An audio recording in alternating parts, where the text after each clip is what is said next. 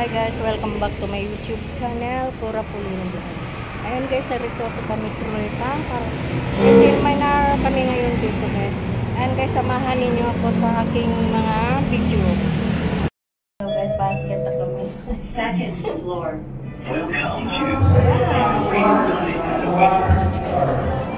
Sakay kami na sa 100 to 120 compressions sa dating dito. So, syempre, salamat nyo sa topic po yung sa PGs. Alam natin kung paano ibayani dahil tayo po, pagkatapos ng araw na to ay may kakayahan na makapagligtas ng buhay sa ating munting paraan. Kanina po, diniscuss ni Dr. Nico ang basic life support. At ngayon po, parte po ng ADHICA, ng CPR Council, ng Philippine Heart Association, na marami na din ang makaintindi at makaalam kung paano po ginagamit ang automated external defibrillator or AED. No? Nanonood naman po lahat ng telenovela siguro, kita nyo yung kinukuryente. No? So basically, ito po yung konsepto nun sa kinukuryente yung puso, pero mas pinasimple para kayang gamitin ng isang ordinaryong mamamayan. No? So, just a review, ang puso po naman natin, alam natin bukod sa pag-ibig, yan po talaga yung araw-araw na gawain niyan ay magpaikot ng dugo sa katawan. No? So, bumubuo po siya dahil nasa gitna ng ating dibdib sa may parting kaliwa. No? Gaya na sinabi ni Dr. Nico, iikot niya ng dugo sa inyong baga, tapos pag nalagyan ng oxygen, iikot naman niya sa mga organs ng katawan. Siguro po sa mga nandoon, mamaya, mag-shift tayo dito, ipapakita rin po namin sa inyo yung lecture. No? At sa sa pagkakataon na tayo ay magkakaroon ng sudden cardiac arrest, titigil ang puso, so mawawalan po ng daloy ng dugo pupunta sa baga, at ganoon din walang magiging daloy ng dugo sa inyong katawan.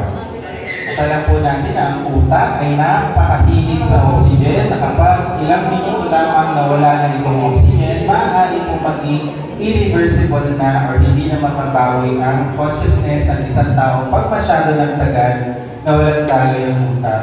Okay? So, pag-ututi naman tayong organ, sabi paano na walang daloy ang utak, magiging talaga po ito sa irreversible din. wala nang maglilibatan ni Carlo, lipat daw. So, ito po ay ang tinatawag namin chain of survival. Hey guys, inano ko na lang guys, parang pakinggan na lang natin. Ano ba talaga survival? Pagkabuhay, no? So, in events of sudden cardiac death, dapat kumpleto sana yung talikalang nito. Kapag may napatid dyan, mahina, ang talikala, hindi po magiging successful ang ating pagsasagip ng buhay. No? Yung po ay kailangan, alam natin siyempre, no? At ma-identify nyo agad kung ano ang sudden cardiac death. Alam nyo, nawala na malay ang pasyente at alam nyo walang daloy ng dugo. Hindi naman po lahat ng walang malay ay walang daloy ng dugo ang katawan. Mamaya, natutulog lang, bigla nyo pubabawan at sa buhay ng dibdib, di kayo nasuntok ng lasing. No? Pag na-identify nyo agad, kailangan tumawag po kaagad tayo. At yung ngayong araw na to ay ang magsanay na pag-CPR kahit also di CPR. And now, kasama na po kasi sa chain of survival ng AED or pag-deliver nga po ng electrical shock sa mga pasyente na nangangailangan nito. At trabaho na namin ito sa ospital na pag nagbigay ang basic ay habang hinihintay ang advanced support mula sa ospital at ang pag-rehabilitate, no? Post-cardiac arrest care, sabi na po yan. No? So dito po tayo makakatulong sa unang apat na bahagi ng chain of survival. Okay? So paano ano nangyayari karamihan sa cardiac arrest? No? So, familiar din kayo sa ECG. Nakapagpa-ECG na ba kayo lahat? No? Kita nyo yun, no? May mga spikes. It should be regular, no? In times of cardiac arrest, more often than not, during the first few minutes of the cardiac arrest, nagiging guri-guri lang ang inyong kuryente sa puso. Sa halip na may mga spike, no, yung tinatawag namin ventricular fibrillator. At doon, pag hindi nyo po yan nagawa ng paraan na maibalik sa regular na spikes ng ECG, magpa-flatline na ang inyong puso. Para kumakit sa balikan, sa dito sa dibdib. Okay? Sorry, hindi kumakabit. Yan po ay improvise lamang for demo. Pag nakakabit na po, ano next? Anong gagawin naman nag-evaluate? Na-touch the patient. Okay? Habang ina-evaluate po niya, hindi nyo dapat po hinahawakan, tapos hinihintay nyo lang siyang sabihin anong sunod na gagawin. Dalawa ang senaryo. Pwedeng pag may na-detect siya na kailangan kuryentehin, sasabihin niya, shock advice, please deliver shock, or mag-light up ang shock button. No, gaya niyan. Ibig sabihin po niyan, kailangan natin mag-deliver ng shock, pipindutin po natin ang deliver. Okay? And mapapansin niyo po, after na ma-deliver yung shock, kailangan mo mag-chest compression. No? May mga pagkakataon din po na kailangan na sasabihin niya, continuous CPR lang. Kasi pag na-detect niya, i-evaluate niya. Pag sinabing, pag hindi po siya nakadetect na kailangan i-shock yung patient, magdediretso siya sasabihin, please resume chest compressions. Okay? O, see, hindi po nag-light up chest compressions tuloy. Karamihan naman po, meron talaga mga props. May visual para kita mo, meron sound. Susubmit nyo lang yung sasabihin. Okay? O, sino po sa mag-try? Nanay, kulang, kumatakot.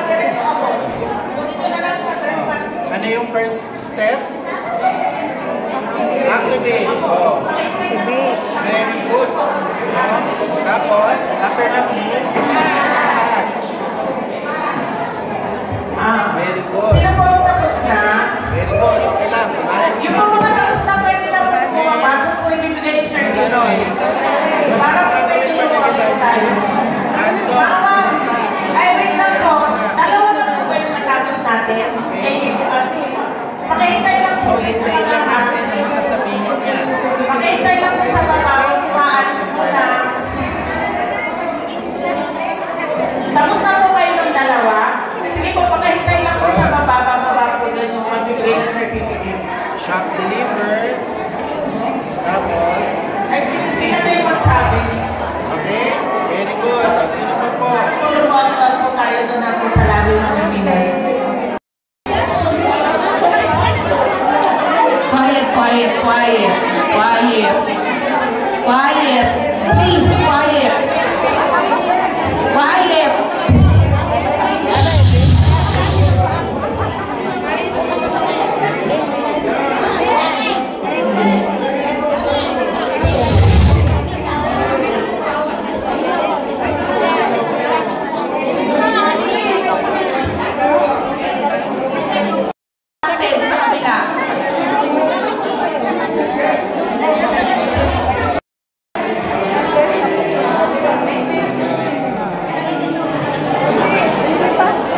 Pwede pa? Oo, puno ang dito. Ano, mahagdan na lang? Saan kayo? Mahagdan na lang tayo? Ah, sige. Ayun guys, napusto naman yung punuan. Elevator. Hagdan pa na. Ito na lang sa hagdan.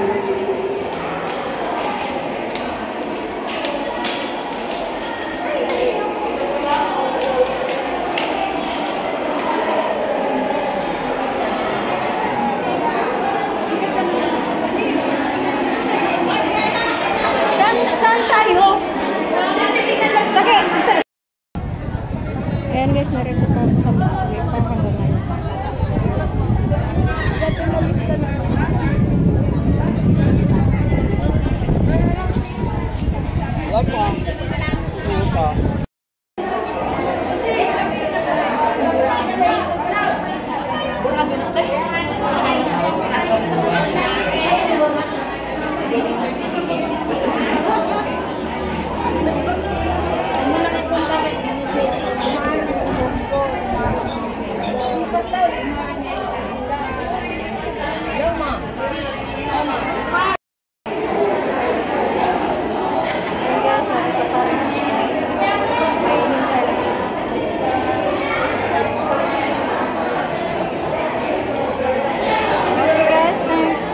watching.